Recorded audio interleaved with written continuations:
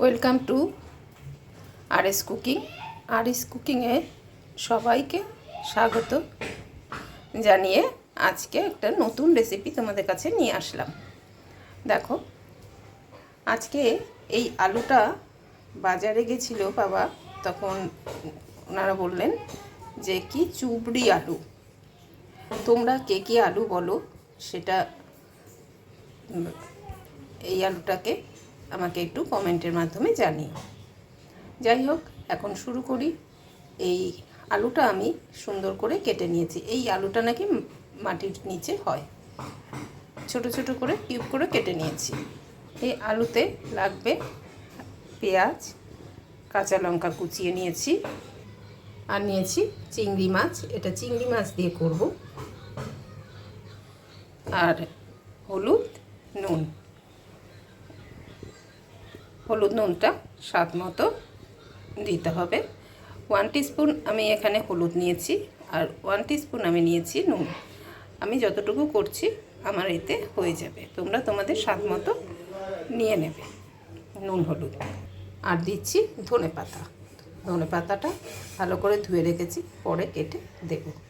তোমরা তাহলে সঙ্গে থাকো, দেখো পুরো রেসিপিটা।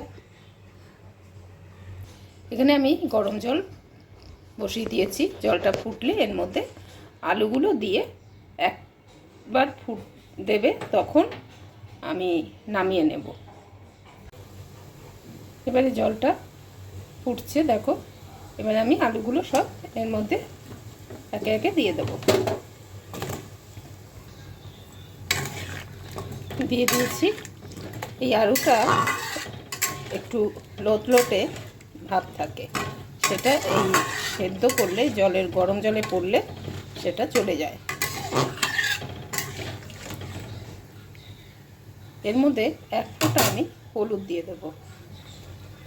1 চিমটি মতো হলুদ দিয়ে দিলাম, কেননা কালারটা যাতে কালো না হয়ে যায়, সেই জন্য হলুদটুকু দিয়ে দিলাম।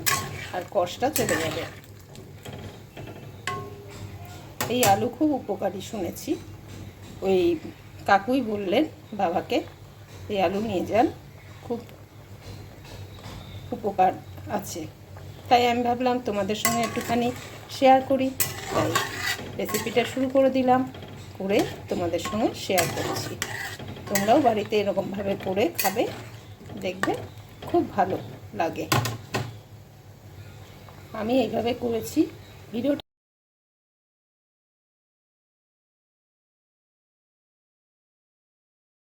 আমি যেভাবে দেখালাম সবাই এরকমভাবে করো, স্কিপ করো না, তাহলে বুঝতে পারবে না কখন কোনটা দিচ্ছি। এবার দেখো, এটা ফুটে গেছে, দেখেছো?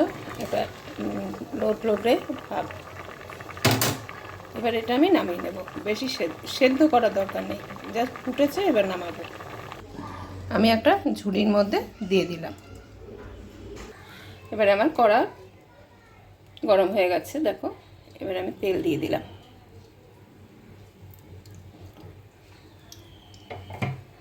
তিন টেবিল স্পুন আমি তেল দিয়ে দিলাম। এবারে আমি এলাচ, দারচিনি, 3টে এলাচ, আমি এটা দেখাতে তোমাদের ভুলে গেছি, আর 2-3 টুকরো দারচিনি দিয়ে দিলাম। এবার একটু জিরে, 1/2 চামচ জিরে দিয়ে দিলাম। এবার দিয়ে দিলাম পেঁয়াজ। জিরেটা ভাজা হলে সুন্দর একটা গন্ধ বেরিয়েছে, এটা দিয়ে দিলাম পেঁয়াজ।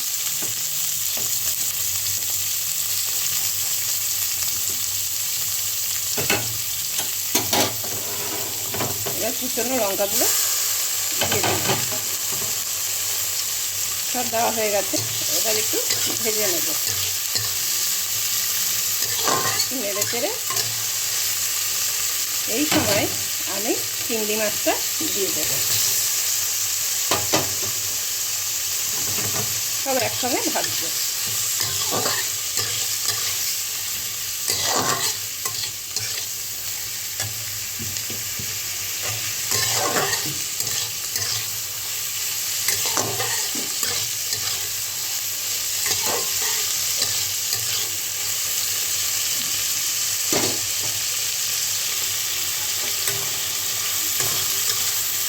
এবার গ্যাসের ফ্লেমটা একটু বাড়িয়ে দিলাম।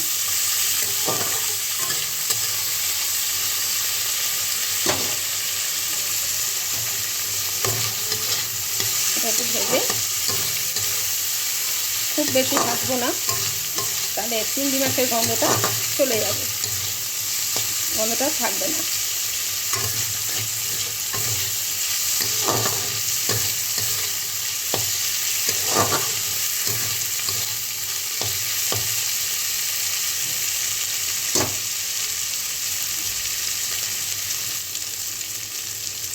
এবারে আমি কি করব, এই আলুটা দিয়ে একসঙ্গে একটু ভেজে নেব। ঠিক আমি যেরকম করছি তোমরা এরকমভাবে করো, খুব ভালো লাগবে। তবে এই আলুটা তোমরা কে কী নাম বলো সেটা একটু আমায় জানিও কমেন্ট করে।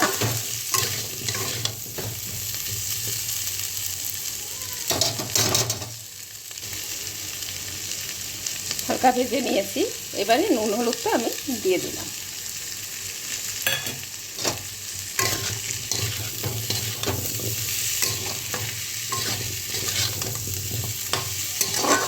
আর কোনো মশলা এর মধ্যে পড়বে না, খুব একটা মশলা দিয়ে করলে না ভালো লাগে না, লাগবে না। এটা তোমরা একবার বাড়িতে করো, দেখবে অতুলনীয় টেস্ট এর। এবারে আমি অল্প করে একটু জল দিয়ে দেবো।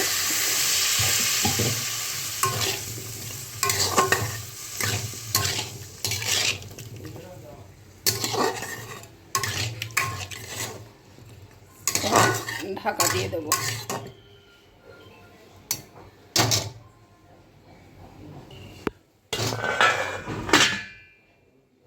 এবার 2 মিনিট পরে আবার আসছি। এবারে ঢাকাটা খুলে আবার দেখে নেব।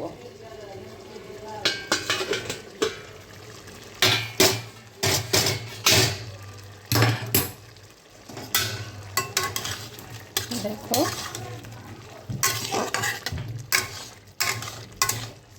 দেখে নিই সেদ্ধ কতটা হয়েছে।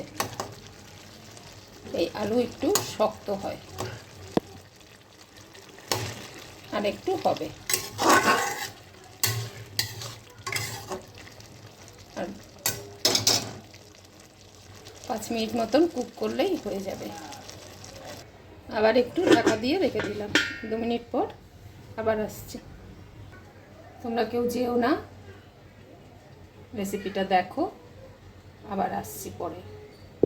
এবারে এটা দেখি কতটা হলো।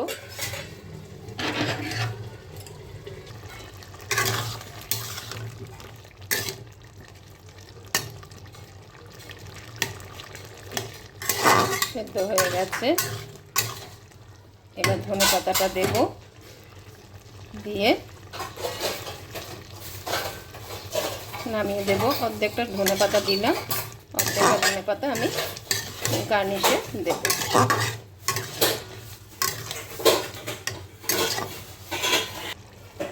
গ্যাসটা নিভিয়ে দিলাম। লঙ্কাগুলো নিয়ে যাই। এবারে আমি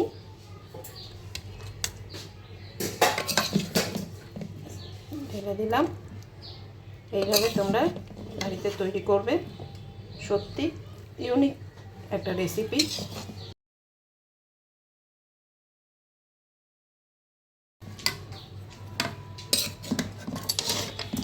রেসিপিটা তোমাদের কেমন লাগলো আমাকে একটু কমেন্টের মাধ্যমে জানিও।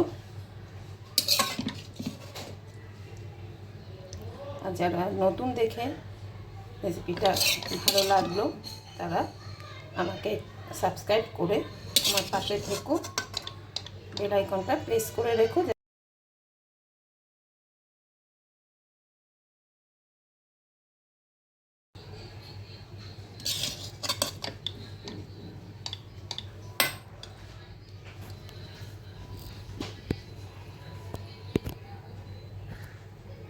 ভিডিওটা আর বড় করলাম না। তোমরা সবাই ভালো থেকো, সুস্থ থেকো। এই রেসিপিটা তোমরা বাড়িতে করে একবার অন্তত খেও। এই আলুটার নামটা কি তোমরা একটু আমায় কমেন্টের মাধ্যমে জানিও।